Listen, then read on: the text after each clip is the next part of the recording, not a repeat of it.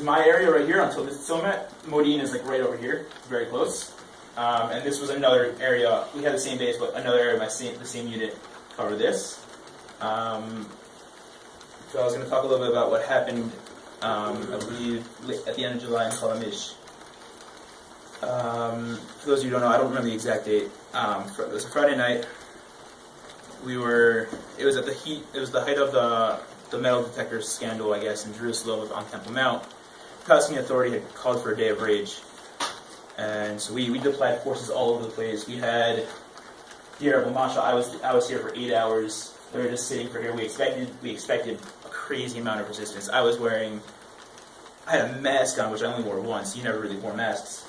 I had a mask on. I had my vest, everything. We had so many explosives ready to go. Nothing happened. Also, Nevi Salah, expecting something, nothing happened. So we're sitting at Friday night dinner. It was just after Kabbalah Shabbat, and there are 2 officers on base that stay every weekend. So one officer gets up there. He says, nice job today, guys. This is because of our hard work. No one was harmed in our area today. I just want to say, phone call. Phone call middle of on Shabbat. For officers, there's no Shabbat in the army. You get a phone call, you answer it. Well, like that happens sometimes. Like, okay, someone threw rocks. Okay, fine, we'll get there. Gets a phone call, picks up. Next thing I know, everyone's down the room. I don't even know what happened. Everyone's very confused. And whatever, I start cleaning up. And they have a loudspeaker on base that calls, like, if there's ever an emergency, they just say, emergency, Kita Konanu, which is like the 4 guys who are designated to be ready for an emergency, be ready. So they say, instead of the emergency 4 guys go, they say emergency, everyone go.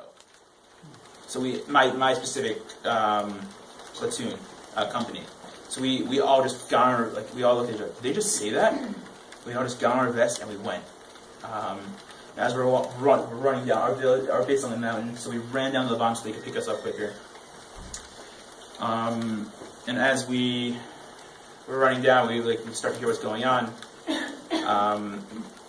and we hear that there was an infiltration into Khalamish. 3 people were stabbed, or 4 people were stabbed at their Shabbos table. Khalamish actually has, for 75% of the issue, if they have a touch fence. Somebody touches the fence, they know right away. So you would think he wouldn't go over the touch fence, but he did. There's 3 touches, one of 6 seconds, 8 seconds, and 20 seconds. So when that happens, obviously you go check it out right away. So Khalamish has their own patrol, so they went and checked it out right away. And they looked, they drove by the area, they didn't find anything, they didn't call the army, they just did their own check. A couple minutes later, all of a sudden, they hear a stabbing, everyone's there. The scene was unreal. Just have hundreds of soldiers just jumped there, Matkal, like the special commandos, had helicopters going around. So when I got there, I walked up to the driveway. I saw medics doing CPR on someone who didn't make it. I saw the mother of the family getting wheeled out into the ambulance. I saw my friend who was the first medic there throw off his vest because he basically just did CPR on people who were no longer living for 10 minutes. Just couldn't give up, but at some point it mentally hit him. So the entire night we did searches. The entire night. It's not a very big issue. You could cover it really in half hour. One person could walk the entire thing, but about 300 soldiers searched the entire issue the entire night and the entire day just to make sure there are no more terrorists. The next morning I was there on patrol again, just me and 3 other guys, and we protected Avigdor Lieberman, who was the defense minister, and Gadi Azkat, who was the chief of staff. They came to the house to check out the scene. What actually happened was, before any of us got there, the neighbor is a member of Oketz, which is a special forces that deals with dogs. And they have handguns. So he heard screams from across the street. He ran outside, saw what was going on, ran back inside, grabbed his gun, and through a very tiny window, I would say very tiny, nothing compared to this, maybe like half the size of the Mechitza, a third of the size of the Mechitza, the window itself, was able to shoot the terrorist through the window in his stomach, and therefore no one else was hurt. So this is the map of our area. So here's Deir Mashal, Kol Hamish is over here, Deir Nizam, Nevi Tzalach. All this time, there was always multiple cocktails, rocks. And so this is Kol Hamish up here. And the terrorist actually came from a village called Kubar. He, as you can see, it's only about 2-3 kilometers away. He walked through this valley right up here, and there's a path right here. Jumped over the fence, went up to the first house he saw, broke in, and stabbed. And it's funny because he happened to be wearing a white shirt, and the Salman family, who were unfortunately the victims, they were celebrating the Shalom Zachar. So they figured, great, first person here, let's welcome him. And they opened the door, they said hello. He walks in, he says hi, and then he starts killing. They thought he was a guest. They welcomed him in with open arms, and he killed them. I'm not sure if this is last night or not. Yeah, so that's Kol Hamish, very, very small. The house he broke into was right over here. One of these houses over here, I can't tell right off here, but one of these 4 over here. So that was that night. That was my second to last Shabbat on base. And then so the last 2 weeks, 2-3 weeks of the army were pretty hectic.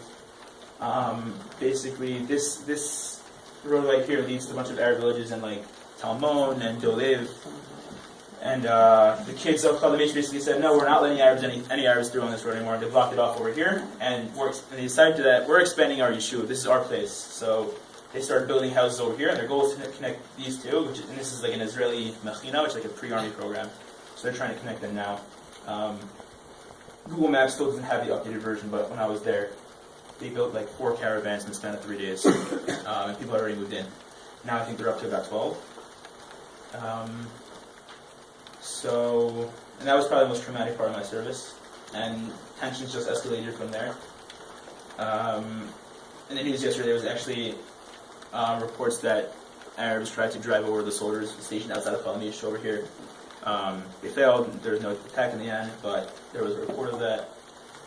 My last week in the army, my last Shabbat, literally my last day, we were right here, guarding these people who were building over here, and we got a call that there was rocks being thrown on people, on the pillbox that was in between Kol Hamish and Nevi Tzalach, and we jumped over there. We got surrounded by about 50 kids, and we were being pelted with rock. We couldn't even open the doors to get out. We were being pelted, and we wouldn't have been hurt, like we were in vests and everything. But my commander was able to get out and shoot in the air a few times.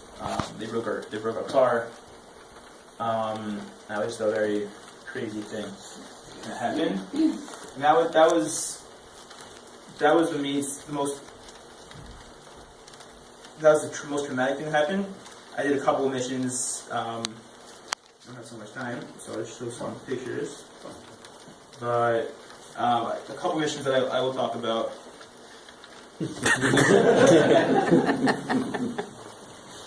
So my first patrol, you just